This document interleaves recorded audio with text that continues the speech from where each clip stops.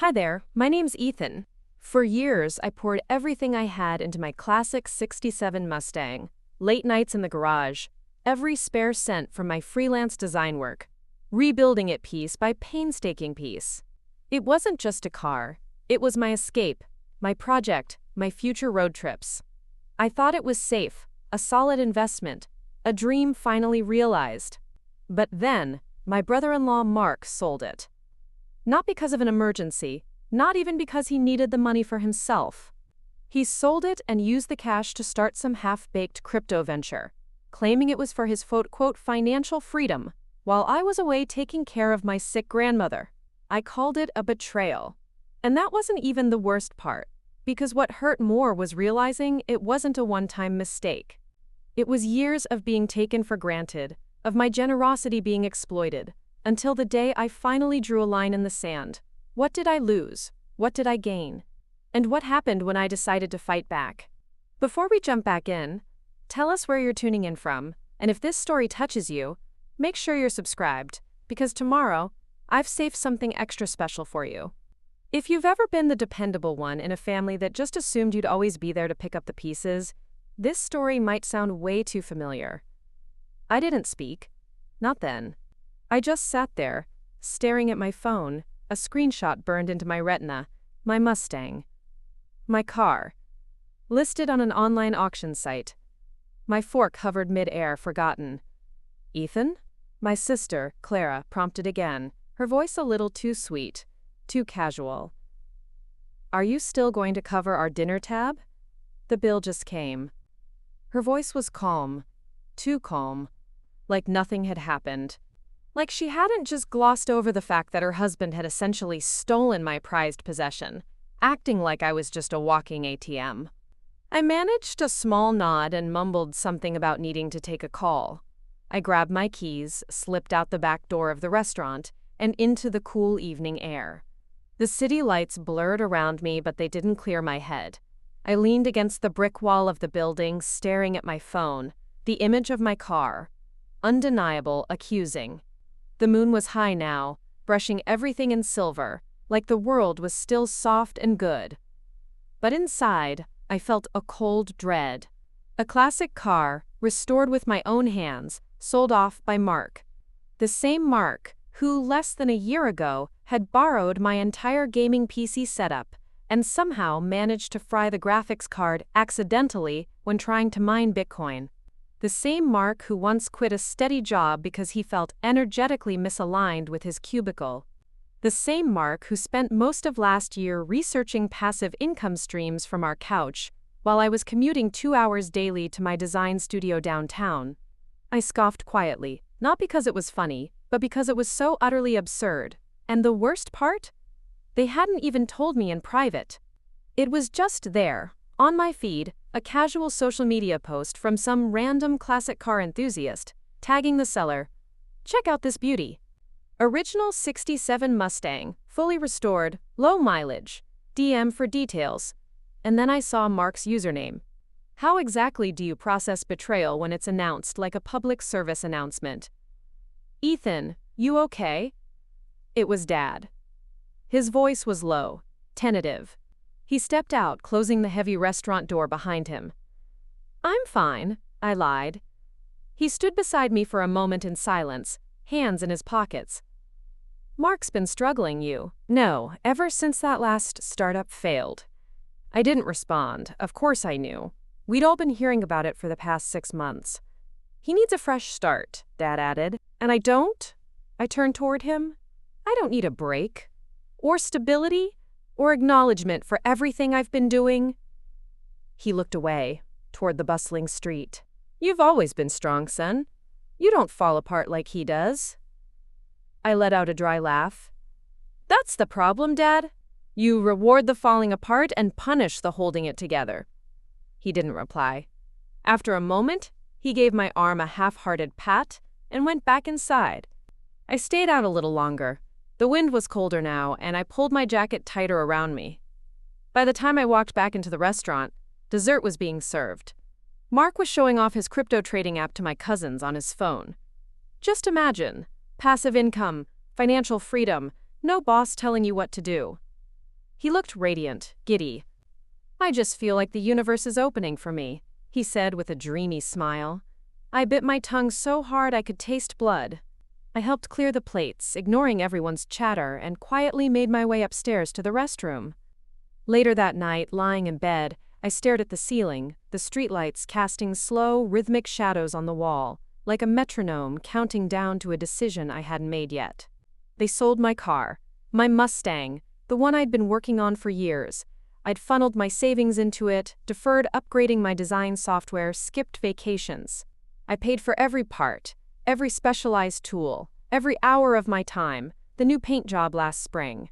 I thought it was for my future, for a sense of freedom. Turns out it was just a piggy bank for Mark's spiritual enlightenment, or whatever scam he was chasing now. I pulled my phone off the nightstand and opened my banking app. The notification for an upcoming auto insurance payment on the Mustang still sat unread. I stared at it, thumb hovering over the keyboard. And then, for the first time in years, I chose silence. I closed the app. The drive back to my apartment was so quiet it felt like the car itself was holding its breath. No music, no podcast, just the low hum of tires on the road, and the occasional flicker of my dashboard light warning me that I was nearly out of gas. Fitting. I'd spent everything, time, money, energy, trying to build something stable, something I loved. And now, here I was, drained in every way. By the time I reached my apartment, the sky had faded to a slate gray, and the air held that particular stillness that only came before a storm. I kicked off my shoes, dropped my keys in the bowl by the door, and walked straight to my desk. I didn't bother turning on the overhead light. The glow from my laptop screen was enough. I opened my personal budget tracker, the one I kept meticulously updated. There it was, row after row of bills tied to the Mustang. Specialized tools, quarterly maintenance, the engine overhaul. I paid $4,500 for last year, without asking anyone for a dime. I'd kept every receipt, every email, every invoice. Not because I was petty, but because that's what responsible people did.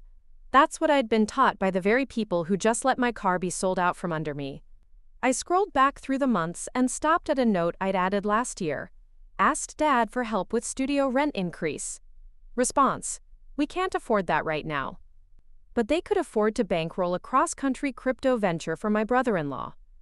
I closed the file and leaned back in my chair. My apartment was quiet. Too quiet. But it had always been like that. No one calling to check in. No spontaneous family visits. I was doing well, so I didn't need them. That's how it worked in our family. If you weren't visibly falling apart, you didn't count.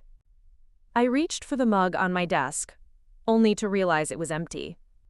On the way to the kitchen, I passed the framed picture on my hallway shelf, a rare photo of Clara and me at a family reunion years ago. She was laughing, bright-eyed, almost wild. I was half out of frame, holding the camera, of course. That night, as I curled up on the couch with a blanket and opened an old email thread from when I was 24, memories began to resurface. I had just lost a major freelance contract unexpectedly and was 3 weeks behind on rent. I remembered the lump in my throat as I called Mom, asking if she could help cover me just this once. Her voice had been brisk. "Honey, you're tough. You'll get through it." And I did. I picked up 2 part-time gigs, teaching workshops at a local art center and doing graphic design for small businesses at night. I was exhausted, borderline broke, but I pushed through. That same year, Mark moved back into my parents' house after another creative block. He didn't work. He didn't contribute. He needs space to heal, Mom had said. Healing, apparently, came with gourmet coffee, meditation apps, and binge-watching documentaries about financial gurus. I sighed and rubbed my temples. The ache behind my eyes wasn't from the screen. It was from years of being invisible. The next morning, I woke up before my alarm and made coffee with muscle memory. As I waited for it to brew, I logged into my bank account, checking if the shared utility bill for my parents' house had finally been unlinked. It hadn't. I was still auto-paying for their internet, a property I technically didn't even live in anymore. My breath caught. It wasn't just the betrayal, it was the erasure. They hadn't just sold my car, they had rewritten history, stripped away my role in building my own life, as if I had never mattered. I opened our family's shared folder on Google Drive, clicked through the receipts, the photo log of my Mustang's restoration, the maintenance records. Then I started screenshotting, quiet, methodical, cold. That evening, while reheating leftovers for dinner, my phone buzzed. Dad, hey, don't forget, the internet bill is due next week. I stared at the message for a long moment, then typed out a reply. Simple and final. I won't be contributing anymore.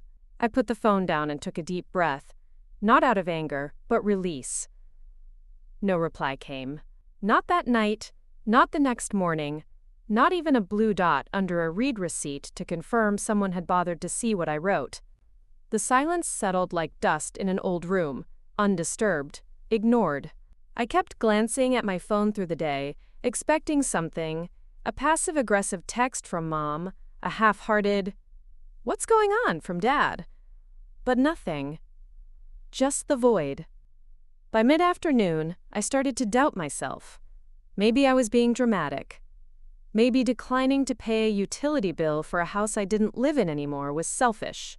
I questioned whether I should have just kept the peace. It would have been easier, quieter. That inner noise only lasted until late evening, when an ache deep in my chest bloomed into something older than this car nonsense, something that had been sitting in the background of my life for years. I let myself feel it just for a second, and then the memories came flooding in. My best.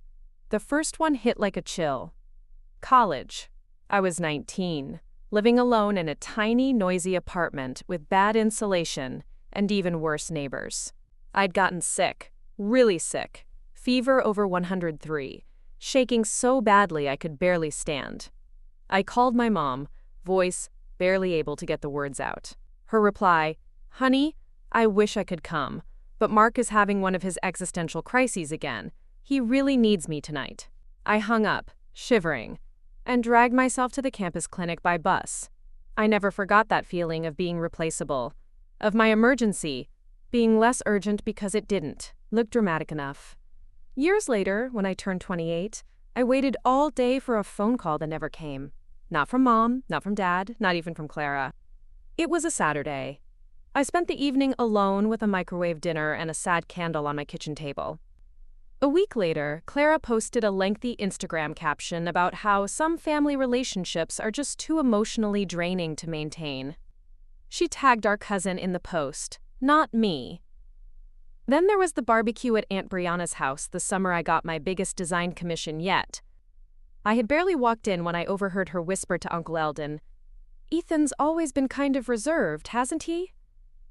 Her voice was hushed, but I heard it. I always did. I just learned to pretend I didn't. It's not that they hated me, they just didn't know me. Or worse, they'd already decided who I was and never bothered to update the story. The strong one, the stable one, the brother who never needed help, the son who just handled things. But I hadn't felt strong in a long time. I'd felt invisible. How? That night, I didn't cry. I didn't scream or call anyone. Instead, I opened a blank document on my computer and began to type. Not a message, not a letter, just truths. Fragments. My side of things. The part no one had ever asked about. Who was I when no one was looking? Who was I when I wasn't trying to make everything easier for everyone else?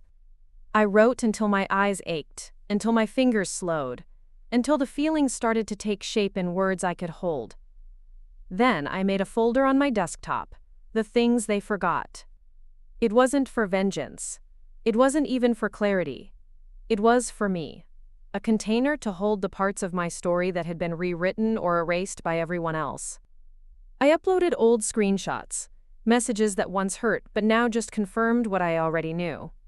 I saved photos, emails, bits and pieces of all the ways I'd been asked to be smaller, so Mark could be big enough to feel loved.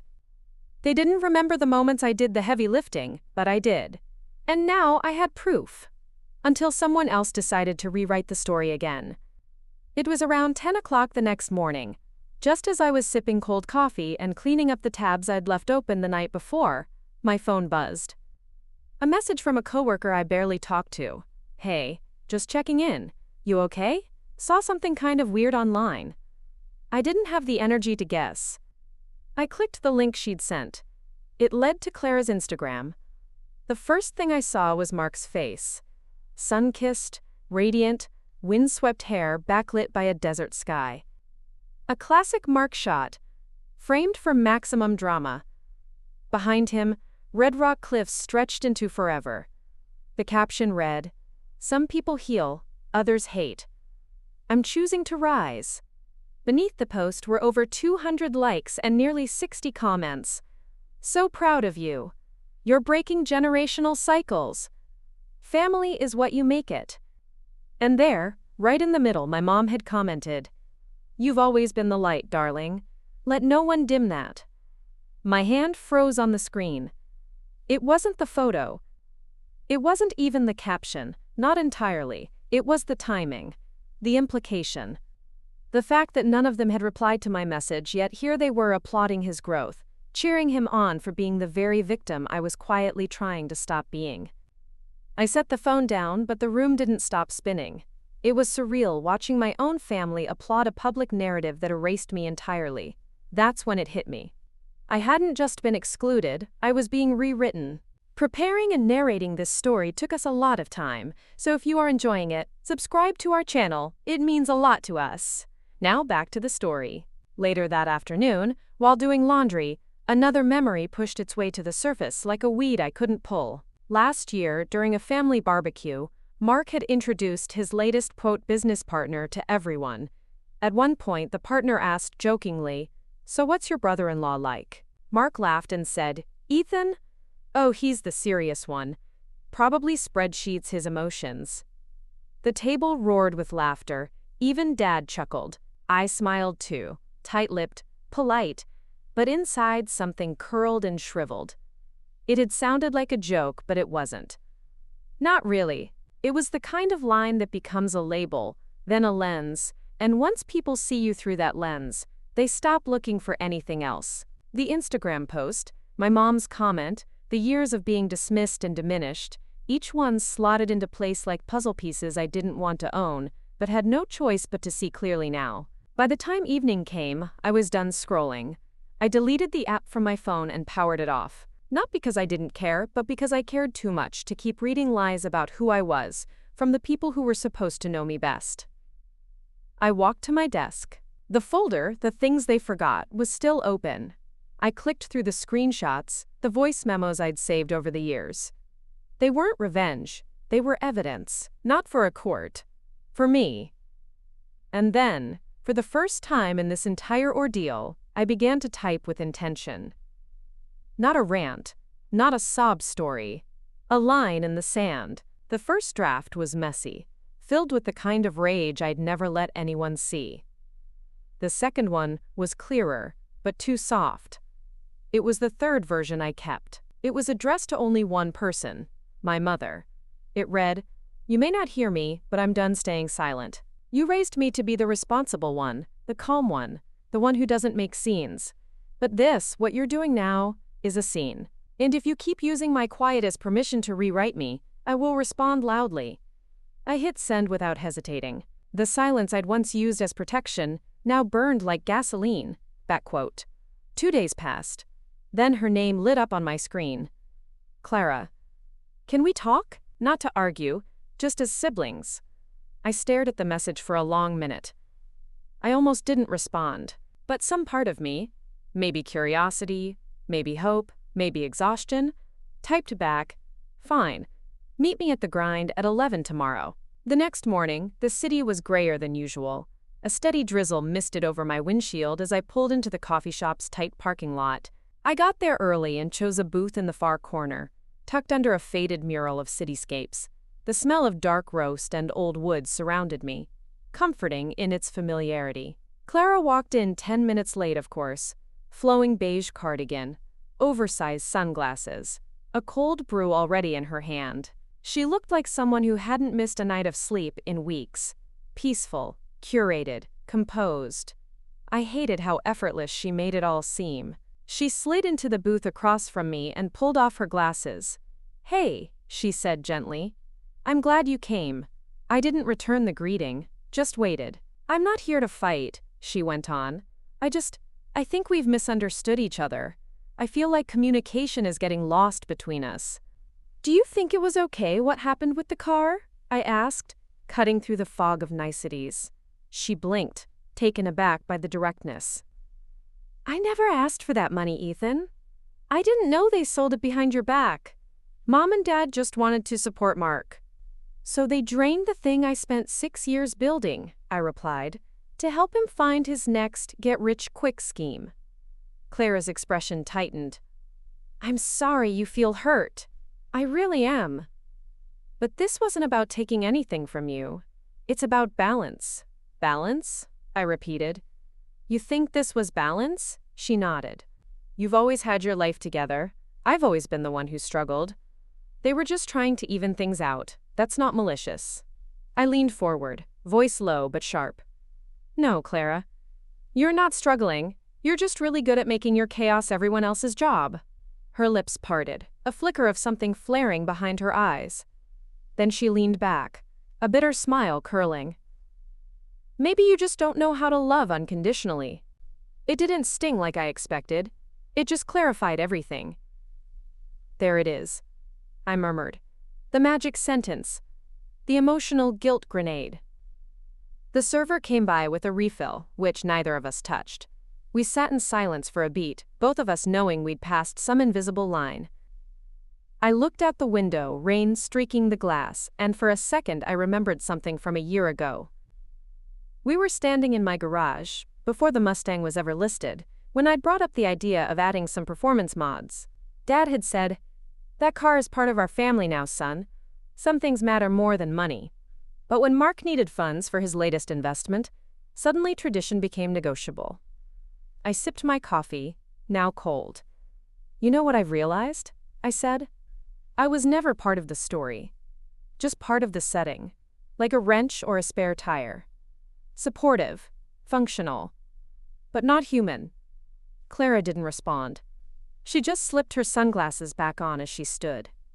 She adjusted her cardigan and said softly, "I hope you find peace." I rose from my seat, calmly, evenly. Peace is easy when you stop expecting fairness from people who never practiced it. We left the shop in opposite directions. By the time I stepped into my apartment, the overcast city sky had deepened to charcoal gray. The drizzle that misted my windshield on the way home had turned into steady rain, painting streaks against the living room windows. I didn't bother changing out of my clothes. I kicked off my boots, hung my coat on the back of a chair, and walked straight to my desk. I knew exactly what I was going to do. First, I opened the folder I'd been quietly building, labeled Car Financials. Inside were scanned invoices, PDFs of parts orders, emails with mechanics, screenshots of Venmo transfers from the last 5 years. I split the screen and opened a spreadsheet next to it. Column A, description. Column B, date. Column C, amount. It wasn't rage driving me now. It was something colder, focused. The kind of resolve that creeps in once grief exhausts itself. Line by line, I worked my way through the records. $285, February oil change. $4,500, replacement engine block. $125.99, specialized torque wrench I bought after Mark used my old one as a hammer. $350, paint correction after Clara accidentally scraped it with her bicycle. $1,200, new suspension after Mark drove it off-road to test its limits. $600, detailing after his friends left a mess inside. Years of payments. Quiet contributions, every one of them mine. No cosigners, no thank yous, no shared burden. When I totaled the last column, the number flashed back at me like a final insult. $47,211.37. I sat there for a moment, staring at it. Then I took a breath and opened my email. Subject: Request for financial clarification regarding vehicle ownership and contributions. 2. Mom.smith@email.com. Dad.smith@email.com. CC: mark.adams@email.com, clara.smith@email.com. I wrote, "Hi, Mom and Dad, and Mark and Clara. Attached is a detailed breakdown of my financial contributions to the 1967 Ford Mustang from 2018 to 2023. These include, but are not limited to, parts, labor, maintenance costs, and capital improvements. Please respond with a formal explanation of how proceeds from the vehicle sale were distributed and whether I will receive any reimbursement based on these contributions. I will not be financially participating in any family-related property or support arrangements until this matter is fully addressed in writing." I attached the spreadsheet and every single scanned document. Then I signed off with something new. This address is no longer available for emotional or financial deposits. And I hit send. For the first time in weeks, I didn't feel helpless. I felt clean. The next morning, I poured coffee and sat by the window, watching the rain create tiny explosions in the puddles below. My inbox remained empty. No replies, no acknowledgements, just silence again. Until just after noon, I received a text from Leo, a friend who worked at a local bank branch. He'd helped me open a new account last year when I was restructuring my finances. His message was simple. "Hey, you might want to check if your old shared utilities account is still active. Something weird flagged our system this week." My chest tightened. I hadn't used that account in months. I'd switched everything over when I moved out, or so I thought. I opened the app and logged in. Sure enough, the account had been reactivated 5 weeks ago. Only one payment had gone through since, a $180 internet bill charged to my routing info for a house I didn't even legally live in anymore. I scrolled further. 2 more automatic drafts had been attempted but declined due to insufficient funds. I hadn't noticed because I'd stopped monitoring the old account. My hands were shaking now.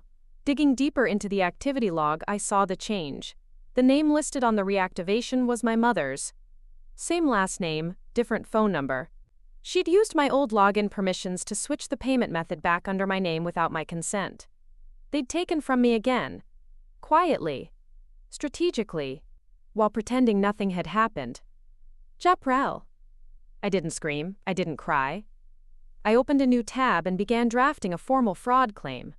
Then I contacted Leo and asked for a record of the changelog to keep for my files. He agreed to help. I closed the banking app and reopened my email. In my signature block, I typed one final sentence beneath my name. "This address is no longer available for emotional or financial deposits." Then I forwarded that very email to my parents again. Same subject, same attachment, just a reminder. Let them see it. Let them feel the weight of it. Let them sit with the discomfort they'd ignored for so long. That evening, I went for a walk without my phone. The drizzle had stopped, but the sky was still heavy. I didn't wear headphones. I wanted the quiet, the clarity, the knowledge that I'd said what needed saying, finally, without apology. And maybe they wouldn't reply. Maybe they'd sit in their comfortable version of the story forever. But mine had changed.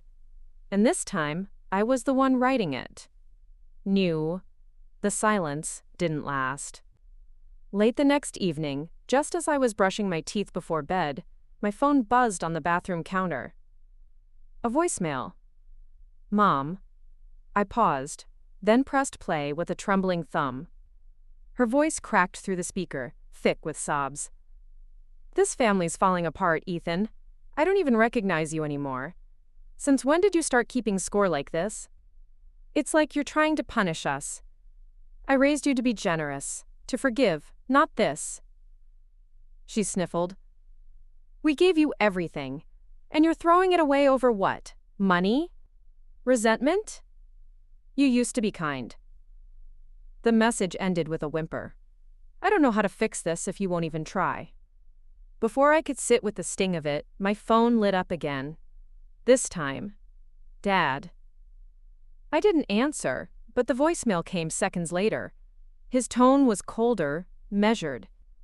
"Look, whatever this is, you're blowing it out of proportion. We've all had to make compromises. This isn't betrayal, it's life. Grow up."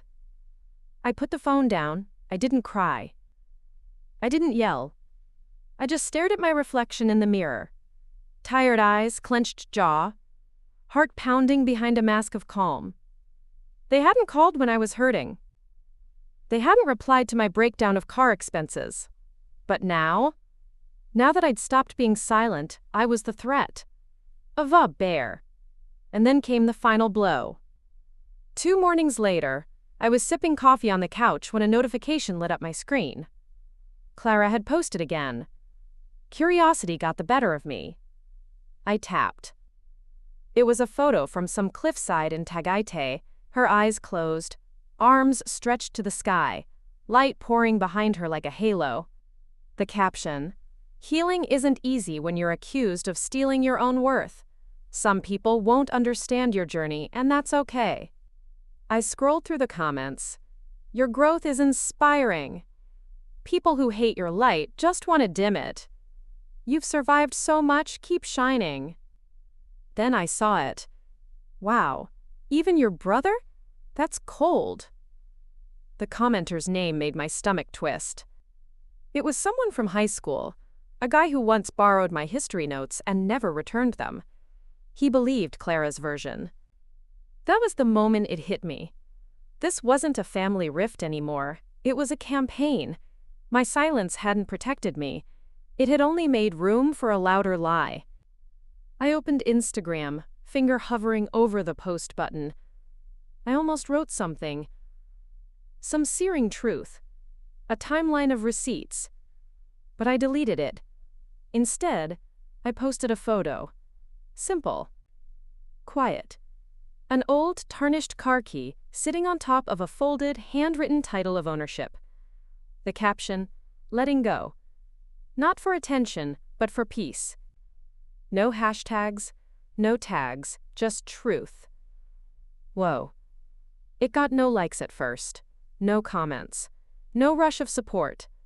But an hour later, a DM appeared.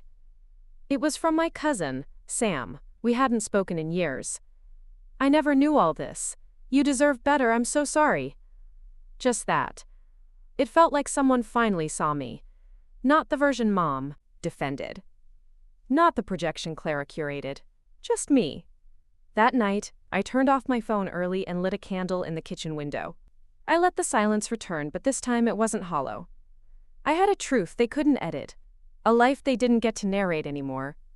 Around midnight, just as I was rinsing dishes, my laptop pinged with a new message request. It was from someone I didn't know. The name didn't ring a bell. "Hey, I saw your sister's post. I'm a journalist. Can we talk?" I didn't reply to the journalist, but the thought of her message lingered long after midnight. It sat in my chest like a question I didn't want to answer. What happens when your silence has been weaponized for too long? Do you take your story back? Or let someone else tell it? Worse? The next morning, I opened my laptop and began searching for a lawyer. Just a consultation, I told myself. A conversation, not a declaration of war. I booked a virtual call with a real estate attorney named Mr. Reyes. 40 minutes later, I sat on my couch, legs crossed, laptop propped on a pillow. He greeted me politely, business casual from the waist up, probably wearing sweatpants underneath his blazer. I laid everything out. 5 years of bills, my spreadsheet of expenses, copies of texts, photos of receipts, a timeline of my Mustang's upkeep. I kept my voice level, professional, detached even. Just facts. When I finished, he leaned back slightly and exhaled. "Ethan," he said carefully, "this is detailed work. And you're right, it's not nothing. But here's the legal truth. Unless your name was on the title, or formal agreements were drawn up, you're what we call an informal contributor. Legally, generous, but unprotected." The words struck hard. I'd known it deep down, but hearing them from a lawyer, so final, so matter-of-fact, was like being kicked in the ribs after you already got the wind knocked out. "You were trying to build equity," he continued, "but all you built was history, and unfortunately courts don't always honor that." After the call, I didn't cry, I didn't rage. I went quiet. And in that quiet, memory swept in. The stripped screw on the carburetor, caused by Mark's insistence on helping me with repairs. I paid for the professional fix. The time he missed 2 months of his car payment on his old truck, so I lent him the money. Because Mom said we had to keep the peace. Then there was the blown tire, a sudden flat on a road trip because Mark neglected proper tire pressure checks. I bought the new set alone. For years I played the fixer, the quiet cleaner, the brother who showed up with a checkbook and a tight smile. I was done playing that part. That afternoon I sat at my desk and drafted a letter. Not a text, not an email. A registered, printed, physically mailed letter. I addressed it to my parents, both by name. I listed every contribution I'd made toward the Mustang, line by line, invoice by invoice. I included screenshots of every charge I'd taken on quietly. I summarized every moment my silence had been exploited in the name of family. Then I wrote this. This letter is not a request. It is a boundary. As of today, I am formally and permanently disassociating from all financial matters tied to the 1967 Ford Mustang. I will not contribute further. I do not seek reimbursement, but I will not be complicit in a family system that rewards dishonesty and penalizes accountability. Let this also serve as notice. I am no longer financing silence. I signed it, sealed it, and walked it to the post office myself. The sun had broken through the clouds by then, casting light on the sidewalk in streaks between tree shadows. I dropped the envelope into the metal mailbox and stood there for a beat. Not because I was uncertain, but because I wanted to remember the moment I finally chose me. That weekend, it rained again, Portland's favorite ritual. I spent Saturday decluttering my apartment. Old papers, books I no longer read, a few trinkets that held energy I didn't want anymore. It was a different kind of cleansing. Not for show, for soul. Sunday morning, I was making tea when the knock came. 3 gentle taps. Hesitant. I peeked through the peephole, and my breath caught. It was Clara.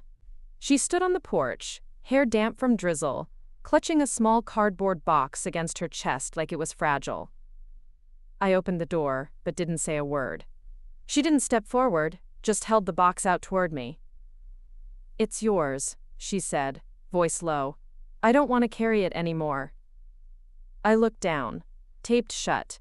No label, no context. But I didn't need one. I already knew. She handed me the box, her eyes red-rimmed but dry. "I think you should read what's inside," Clara said softly, like she hadn't rehearsed the line at all. I took it wordlessly. She didn't stay, didn't try to come in, just turned and walked away, rain spitting lightly over her shoulders as she disappeared down the sidewalk. I closed the door behind her and carried the box to my coffee table. It was heavier than it looked. Inside, there were photos, dozens of them. The 2 of us as kids, running across the beach at Boracay, birthday hats askew, ice cream smeared across our cheeks. A Polaroid of us wrapped in towels, squinting into the sun, arms looped over each other like nothing could separate us. And then a letter, folded twice, tucked between a photo album and an old glitter glue card I'd made for her 10th birthday. Her handwriting was loopy, uncertain, almost like she didn't want to commit to her own words. "I didn't know how to be your brother/sister when you didn't need saving. I thought you didn't need anyone at all. I was wrong. And I'm sorry. For the car. For letting Mom and Dad make you invisible. For acting like the only kind of pain that mattered was mine." That was it. No plea for a response, no excuses, no manipulative hook. Just a fragile slice of truth. I didn't cry. I didn't feel relief either. But something inside me did loosen. Just a bit. The following week, I moved into my new studio apartment on the other side of the city. It was nothing fancy. 1 big room, small kitchen, no dishwasher. But it had morning light that poured in through east-facing windows and floors that creaked in a way that felt like honesty. I left most of the old furniture behind. I bought a small writing desk and a set of new linens, forest green, not drab gray for once. I framed a single photo of myself at the beach when I was 9, wind blowing my hair sideways, eyes fierce and unbothered. I journaled daily again, not about them, about me. It felt strange at first, writing without an audience in mind, just documenting, witnessing myself. Healing didn't arrive like a parade. It crept in quietly through small routines. Watering a plant, catching the light just right on my wall, saying no without over-explaining. I even started cooking again, for myself, not for show.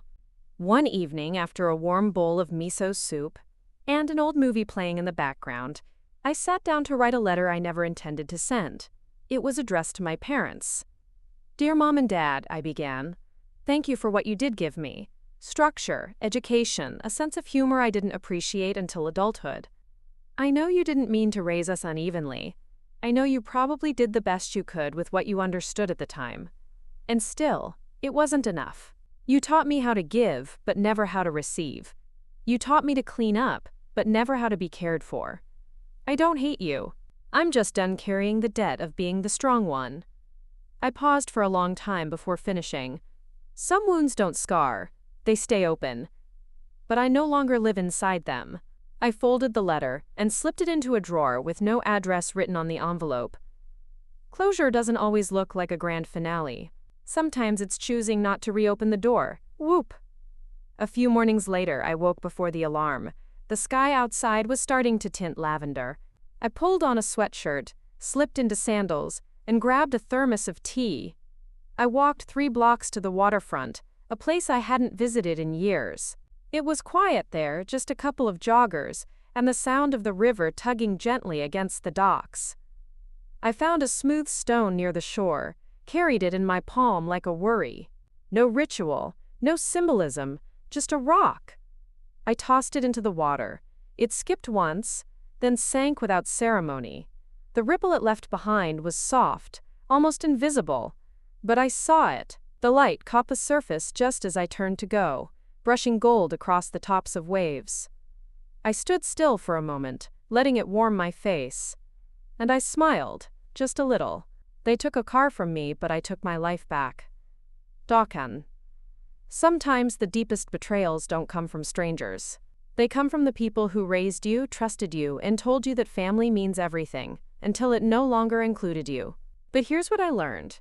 Being the strong one doesn't mean staying silent. It means knowing when to walk away and choosing peace over permission. So now I'm asking you, have you ever had to set a boundary that cost you a family tie? What did you lose, and what did you finally gain? Tell me in the comments. I read everyone. And if stories like this speak to you, don't forget to hit subscribe. Music swells slightly, then fades to a gentle, almost meditative background hum, like the distant rhythmic purr of a well-maintained engine, a sense of quiet anticipation. Even without the Mustang, life found its rhythm. My design projects didn't just survive, they flourished, fueled by a newfound clarity and an almost defiant independence.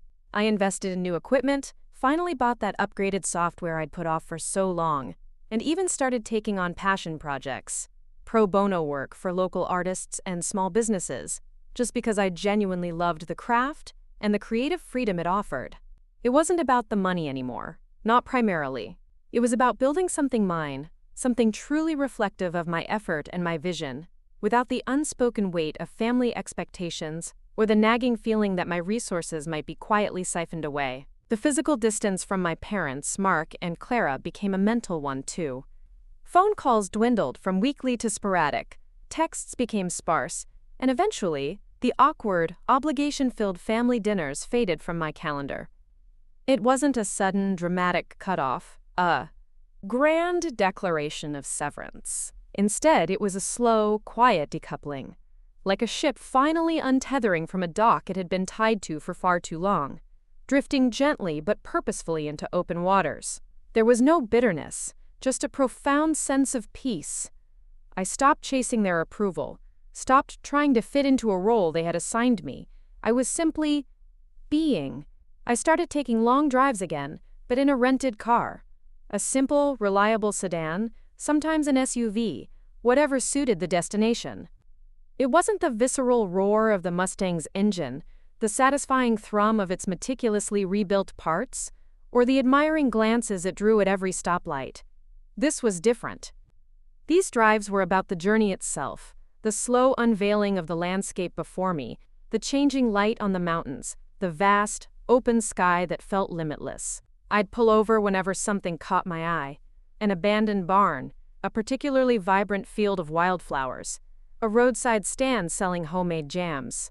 I'd stop at tiny, dusty roadside diners, not just for the food, but for the quiet anonymity, for the fleeting, unburdened conversations with strangers about nothing in particular.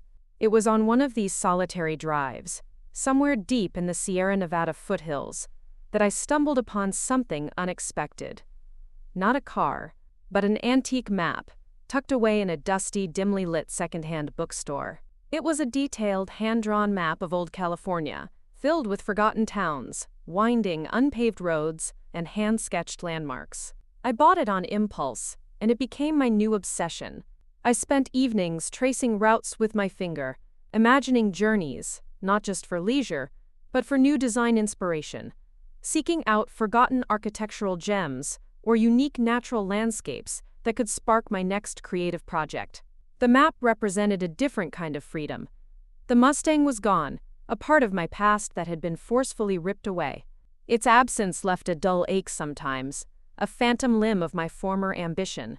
But the true spirit of what it represented to me, freedom, self-reliance, the thrill of the open road, the joy of building something from nothing that hadn't been sold. It had been internalized. It lived now in the new routes I charted, the silent, breathtaking landscapes I explored, and the quiet, unwavering confidence that bloomed in the fertile ground of my independence. I still had moments of sadness, flashes of what-if scenarios that flickered through my mind, but they were fleeting, like shadows cast by passing clouds. The sun always broke through, and I always found my way back to the light. Then came the echo. Months after Clara's last public post, long after I'd actively disengaged from their social media narratives, a notification popped up on my desktop. A LinkedIn message request from a name I vaguely recognized from my high school days, someone I hadn't really thought about in years, who always seemed to gravitate toward the center of any social circle, perpetually in the know. His name was Ben. "Hey Ethan," the message began. "Not sure if you remember me from Northwood High, but I saw something on Instagram. Your sister's been posting some cryptic stuff, and it sounds like there's a lot more to it. Heard you were pretty serious about that Mustang. Always admired your dedication to it, man. Just wanted to say, if you ever want to set the record straight, I'm building a new podcast around personal narratives. No drama, just truth. My first episode series is about silent achievers, people who quietly build incredible things but get overlooked. Your story sounds like it could really resonate." I stared at the message for a long, quiet moment. The journalist's query from months ago had come and gone, completely unanswered. But this felt different, not sensational. Not about airing dirty laundry for public consumption, but about telling a truth. A nuanced, personal truth. A story about the quiet ones, the ones who consistently held things together, who made steady contributions, only to be overlooked, dismissed, or even exploited. My finger hovered over the quote button, a deeply ingrained reflex from years of minimizing myself, of staying silent to maintain peace, of not wanting to rock the boat. But then I remembered the folder on my desktop, the things they forgot, and the unsent letter to my parents, and the feeling of that stone sinking into the river, leaving a ripple, however faint but undeniably present. This wasn't about vengeance. It was about visibility. Not for them to see me, not for their validation, but for me to be seen, truly seen, by others who might understand, who might recognize a piece of their own experience in mine. It was about reclaiming the narrative, not by fighting fire with fire, not by shouting over their carefully constructed fictions, but by speaking a quiet, undeniable truth into the world. A truth that had the potential to empower others who felt just as invisible. I took a deep breath and typed a reply. Simple, direct. "Thanks for reaching out, Ben. I might be interested. Let's talk soon." The initial conversation with Ben, the podcaster, was surprisingly easy. He wasn't looking for sensationalism, for the dramatic headlines. He was genuinely interested in the raw, honest experience. I shared everything, from the years of financial contributions to the subtle emotional dismissals, the Mustang's heart-wrenching sale, and the infuriating discovery of the fraudulent utility bill. As I spoke, recounting the details, articulating the subtle shifts, and the slow erosion of trust, it wasn't about anger anymore. It was about clarity. Each memory, each receipt, each carefully documented interaction wasn't a weapon I was wielding, but a piece of my own lived history that I was finally acknowledging and owning. It was profoundly liberating to articulate it, not just to myself in my journal, but to someone who genuinely listened, without judgment or preconceived notions. He just nodded, asked thoughtful questions, and created a safe space for my truth to unfold. The podcast episode went live a few weeks later. I didn't listen to it immediately. A part of me was still hesitant, still conditioned to retreat from the spotlight. But I knew my story was out there, unfiltered, told in my own words, edited only for flow and clarity, never for content. That was enough. I felt a quiet sense of accomplishment, a small, internal victory. But then the messages started coming in. Not from my immediate family, not directly anyway, just silence from that front. The kind of silence that confirmed my words had hit their mark. But the messages poured in from unexpected places. People from college I hadn't spoken to in years, former colleagues I'd lost touch with. Even a few distant relatives I barely knew, relatives who had always seemed to be on the periphery of our family's drama. "I heard your story, Ethan," one message read from an old classmate. "It resonated so deeply. I felt like you were telling my story too, the way you described feeling invisible. I know that feeling." Another said, "I always wondered about your family dynamic. It just seemed like you were always carrying more. Thank you for speaking your truth. It helped me realize some things about my own family situation." There were messages of solidarity, of shared experience, of quiet appreciation. There was no public outcry, no dramatic confrontation from my parents or Mark and Clara. Just a silent shift in how some people perceived me, and more importantly, how they understood their own experiences. The subtle ripple I'd hoped for wasn't a crashing wave, but a spreading current of quiet recognition, creating connections I never anticipated. My cousin Sam texted again, a simple emoji this time, a raised fist. It was a small gesture, almost imperceptible to an outsider, but it meant everything to me. It confirmed that my truth, however quietly spoken, had found its audience, and in doing so, had created a community of understanding. I still drive. Not the Mustang, of course, but on those long, open roads, with my antique map unfolded on the passenger seat, seeking new vistas, new inspirations. The car is gone, a physical loss that still stings sometimes, a phantom limb of a cherished dream. But in its place, I gained something immeasurably more valuable, my voice. The ability to define my own narrative, to set my own boundaries, and to finally live a life free from the expectations, manipulations, and invisible burdens of others. I am the architect of my own peace now. The road ahead is open, vast, and filled with possibilities, and for the first time in a long time, I'm the one holding the map, charting my own course. Sometimes the deepest betrayals don't come from strangers. They come from the people who raised you, trusted you, and told you that family means everything, until it no longer included you. But here's what I learned. Being the strong one doesn't mean staying silent. It means knowing when to walk away and choosing peace over permission. So now I'm asking you, have you ever had to set a boundary that cost you a family tie? What did you lose and what did you finally gain? Tell me in the comments. I read every one. And if stories like this speak to you, don't forget to hit subscribe.